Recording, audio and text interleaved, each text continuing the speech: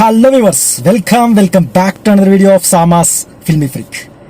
కల్కి 2898 ఏడి అంటే ఇప్పుడు 2024 కదా, -2898 చేస్తే ఒక 874 ఇయర్స్ ముందుకెళ్తే ఆ స్టోరీని ఎలా ఉంటుంది అని ఒక ఫిక్షనల్ డ్రామా, ఒక కల్పిత డ్రామాని చూపించే ప్రయత్నం చేశారు మన డైరెక్టర్ నాగ్ అశ్విన్.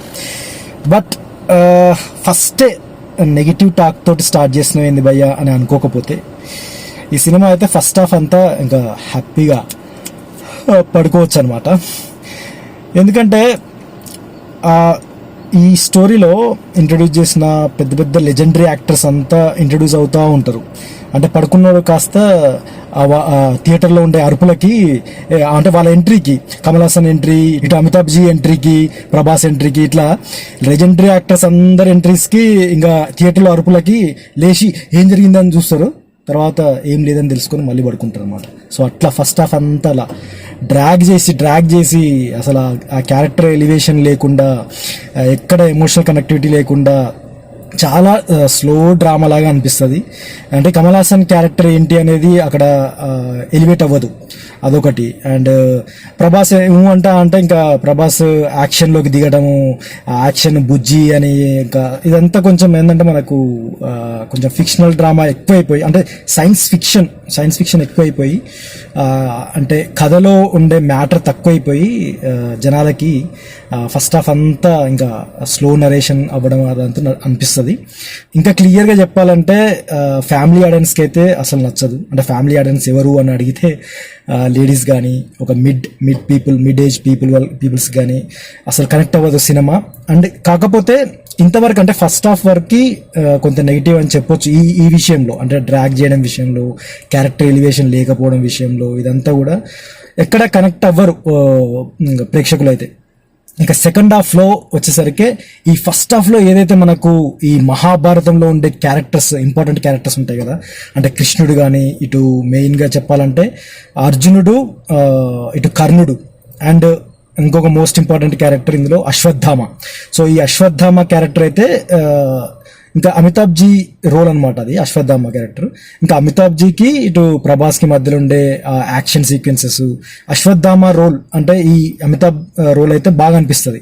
అది కూడా అంటే ఫస్ట్ హాఫ్లో కొంత అంటే ప్రభాస్కి అమితాబ్ మధ్యలో ఉండే ఈ ఫైట్ సీన్స్ అవన్నీ కూడా కొంతవరకు జనాల్ని కనెక్ట్ చేస్తుంది. అంటే ఇంకా అప్పటి వరకు నిద్రపోయినాడు ఇంకా లేచి కూర్చుంటాడు అనమాట. ఇంకా ఆ తర్వాత సెకండ్ హాఫ్ నుంచి ఇంకా యాక్చువల్గా ఈ మహాభారతంలో ఉండే ఆ క్యారెక్టర్స్ ఏవైతే ఉన్నాయో, ఆ కర్ణుడు, అశ్వత్థామ, ఇటు అర్జునుడు, ఈ కర్ణుడు, అర్జునుడు, అశ్వత్థామ, ఈ మూడు క్యారెక్టర్స్ని లాస్ట్ క్లైమాక్స్లో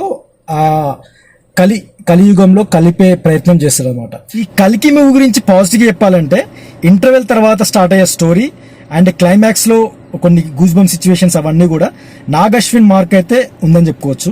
కానీ మరి సెకండ్ హాఫ్లో అలా తీసిన సినిమా మరి ఫస్ట్ హాఫ్లో జనాలు ఎందుకు కనెక్ట్ కాలేదు అంటే, బికాస్ ఆఫ్ మనకు కాశీని చూపిస్తాడు. అంటే కాశీ ఏంటి, గంగా జలంతో, గంగా నదితో ఉంటుంది. కానీ అక్కడ ఒక కొత్త ప్రపంచం అనమాట. అంటే డ్రై ఉన్న ప్లేస్ అనమాట. అక్కడ చెట్లు ఉండవు, ఇంకా నీళ్లు ఉండవు, ఏముండదు అనమాట. ఒక డ్రై ఏరియా, ఒక డార్క్ ప్రపంచం చూపించారు సార్ అనమాట. సో అట్లా డార్క్ ప్రపంచం ఎందుకో మనకు అంత ఇది అనిపించదు. ఏంద్రా ఈ ప్రపంచం, ఏంద్రా బాబు ఇదంతా, ఏంద్రా బాబు ఈ క్యారెక్టర్స్ ఏంది అక్కడ. అంటే రాజేంద్ర ప్రసాద్ క్యారెక్టర్ ఒక డిఫరెంట్గా అనిపిస్తుంది. ఆ తర్వాత మళ్ళీ ప్రభాస్ క్యారెక్టర్ వచ్చినా కూడా అక్కడ మనకి ఎందుకో కనెక్ట్ కాలేమన్నమాట. అంటే ఏదో వస్తున్నారు, క్యారెక్టర్స్ వస్తున్నాయి, ఏదో మాట్లాడి వెళ్ళిపోతున్నాయి, ఏదో అట్లా మెకానికల్గా జరిగిపోతున్నాయి అన్నట్టుగా అనిపిస్తాయి. కానీ ఎక్కడ కూడా మనకు లైవ్లీనెస్ కానీ, క్యారెక్టర్స్ మధ్యలో ఉండే కనెక్టివిటీ కానీ, ఆ ఎమోషన్ కానీ ఇక్కడ ఉండదన్నమాట. ఏంటి అసలు ఈ క్యారెక్టర్స్ ఏంది, ఎందుకు ఏంది అన్నట్టుగానే వెళ్ళిపోతూ ఉంటుంది అనమాట. సో ఇంకా సెకండ్ హాఫ్ నుంచి ఇంకా యాక్చువల్గా మనకి ఆ క్యారెక్టర్స్ మధ్యలో ఉండే కాన్వర్జేషను, ఆ తర్వాత అంటే మెయిన్ అమితాబ్ బచ్చన్ చేతిలో ఒక కర్ర ఉంటుంది. ఆ కర్రకు కూడా ఒక ఇంపార్టెన్స్ ఉంది అని అది చెప్పడము. ఆ తర్వాత అంటే అక్కడ ఒక చిన్న బాబుకి చెప్తున్నాడు అనమాట స్టోరీ కొంచెం. అమితాబ్ బచ్చన్ చేతిలో ఉండే ఆ కర్రకి ఇంపార్టెన్స్ ఏంటి అంటే, మహాభారతం నుంచి ఇప్పటిదాకా ట్రావెల్ అయ్యి ఉంటాడు అనమాట ఆ అశ్వత్థామ అనే క్యారెక్టర్, అంటే అమితాబ్ బచ్చన్ రోల్. సో ఆ అమితాబ్ బచ్చన్ రోల్ అనేది కొంచెం మనకు అంటే సెకండ్ ఇంటర్వెల్ కంటే ముందు, ఇంటర్వెల్ తర్వాత అమితాబ్ బచ్చన్ ఎక్కువ ప్రభాస్తో ఎక్కువ సీన్స్ ఉన్నాయన్నమాట. సో అట్లా మనకి interesting part main Amitabh Bachchan వల్ల అనిపిస్తుంది.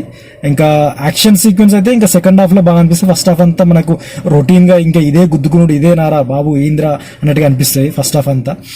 క్యారెక్టర్స్ కరెక్ట్ కాకపోవడం వల్ల, అంటే స్టోరీ కూడా మనకు అర్థం కాదు. అసలు కమల్ హాసన్ క్యారెక్టర్ ఏంది, కమల్ హాసన్ అంటే ఇక్కడ ఫస్ట్ హాఫ్ నుంచి మనకు ప్రెగ్నెన్సీ ఉమెన్ ని కాపాడుకుంటూ రాజేంద్ర ప్రసాద్ క్యారెక్టర్ వస్తుంది. తర్వాత మళ్ళీ ఇంకో క్యారెక్టర్ ఒకటి వస్తుంటది అనమాట, అంటే తమిళ్ క్యారెక్టర్, అది వాళ్ళు కాపాడుతూ ఉంటారు అనమాట ప్రెగ్నెన్సీ ఉమెన్. అంటే ఫస్ట్ ఒక క్యారెక్టర్ మనకి Mrunal Thakur pregnancy women. So అట్లా ఆ ప్రెగ్నెన్సీ ఉమెన్స్ ని ఎందుకు కాపాడుతూ ఉంటారు వీళ్ళు అనేది మనకు ఇంకా కలి సెకండ్ హాఫ్ లో చూపిస్తాడేమో మరి.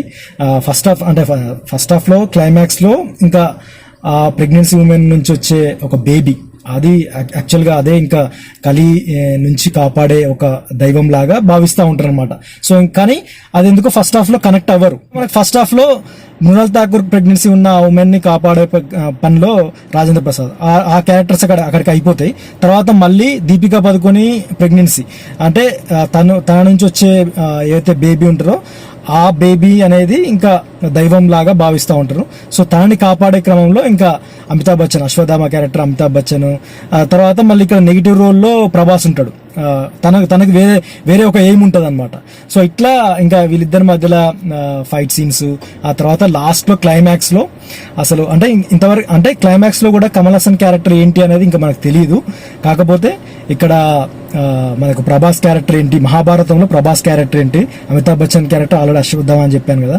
తర్వాత ఇంకా మనకి విజయ్ దేవరకొండది ఒక క్యారెక్టర్ ఉంటుంది, అంటే అర్జున్ క్యారెక్టర్. సో అట్లా ఈ క్యారెక్టర్స్ అన్ని కూడా మనకు లాస్ట్ లో క్లైమాక్స్ లో కలిపే ఆ క్లైమాక్స్ గూస్ బంప్ సిచ్యువేషన్స్ అయితే ఇంకా మనకు బాగా అనిపిస్తాయి. కానీ సినిమా మొత్తం చెప్పాలంటే ఫస్ట్ హాఫ్ అయితే ఇంకా చెప్పినా కదా చాలా బోరింగ్ గా అనిపిస్తుంది. సో సెకండ్ హాఫ్ లో అమితాబ్ బచ్చన్ అండ్ ప్రభాస్ ది బాగా అనిపిస్తుంది. అండ్ ఇంకా క్లైమాక్స్ లో ఇంకా యాక్చువల్గా ఇంకా క్లైమాక్స్ లో ఉండే ఆ గూస్ బంప్ సిచ్యువేషన్ ఇంకా సెకండ్ పార్ట్ 2 కల్కి పార్ట్ 2 లో ఇంకా అసలు స్టోరీ ఉందేమో అనే ఆ క్లైమాక్స్ వచ్చే ఆ సస్పెన్స్ అయితే బాగా అనిపిస్తుంది. సో అక్కడ నాగాశ్విన్ మార్క్ ఉందని చెప్పుకోవచ్చు. కానీ ఇక సినిమా ఓవరాల్ గా అయితే ఏమో ఓవరాల్ గా నాకు అంత అనిపించలేదు. అంటే మేబీ ఫస్ట్ హాఫ్ అంతా కలియుగంలో అంతా మనకు ఏదైతే సోర్సెస్ ఉన్నాయో, అంటే నీరు, ఈ నేచర్ అదంతా మనం పాడు చేస్తున్నాము కాబట్టి ఇట్లనే ఉంటది. ఇంకా కొన్ని ఏళ్ళు పోతే, అంటే ఒక 800 ఏళ్ళు పోతే ఇలాగే డ్రై అయిపోతుంది, అంతా డార్క్ ప్రపంచం ఉంటది అని చెప్పడానికి మరి ఫస్ట్ హాఫ్ అంతా అట్లా తీసాడా ఏంటి నాగశ్విన్ మరి అని నాకు అనిపించింది. కానీ ఎందుకో ఫస్ట్ హాఫ్ అట్లా బోరింగ్ అనిపించింది. సెకండ్ హాఫ్ చూడొచ్చు, డెఫినెట్ గా ఫ్యామిలీ ఆడియన్స్ అయితే ఎందుకో కనెక్ట్ అవ్వరేమో అనిపిస్తుంది. మన అమ్మ వాళ్ళంతా కూడా కనెక్ట్ అయ్యే సిచ్యువేషన్ అయితే కాదు. ఎక్కువ వరకు యూత్ కనెక్ట్ అవుతారు. And Prabhas fans Amitabh ji magic చేసిన చెప్పుకోవచ్చు. ఫైనల్ గా ఈ సినిమాలో ఏమైనా పాజిటివ్ వైబ్స్ ఉన్నాయి అంటే that is because of Amitabh ji and Prabhas, వీళ్ళిద్దరు మ్యాజిక్ చేశారని చెప్పుకోవచ్చు. అది కూడా చెప్పాను కదా second half and climax situations అని చెప్పొచ్చు. కమల్ హాసన్ రోల్ కూడా బాగానే ఉంది, కానీ మనకు ఆ క్యారెక్టర్ ఎలివేషన్ లేకపోవడము, అంటే సెకండ్ పార్ట్ 2లో ఏమన్నా ఉందేమో మరి ఆ క్యారెక్టర్ ఇంకా అసలైన క్యారెక్టర్ ఎలివేషన్. బట్ ఇంతవరకు అయితే అంటే ఈ పార్ట్ 1 కల్కి గురించి అయితే ఇంతవరకు చెప్పుకోవచ్చు సినిమా గురించి. సో నాగశ్విన్ మార్క్ అంటే ఇంకా సెకండ్ హాఫ్ అంటే క్లైమాక్స్ లో ఇచ్చే ఆ కనెక్టివిటీ అయితే నాగశ్విన్ మార్క్ ఉందని చెప్పుకోవచ్చు. సో ఇంతవరకు అయితే చెప్పగలను ఈ సినిమా గురించి. సో ఇంకా థియేటర్లో మరి మీకు ఎంటర్టైన్ అవుతుందా లేదా అనేది ఇంకా మీరే డిసైడ్ చేసుకోండి. సో ఇది ఈరోజు కల్కి మూవీ రివ్యూ. మరి నా రివ్యూ కనుక మీకు నచ్చితే లైక్ చేయండి, షేర్ చేయండి, నా ఛానల్ సబ్స్క్రైబ్ చేసుకోండి. మరో రివ్యూతో నెక్స్ట్ వీడియో కలుద్దాం. అంతవరకు బా.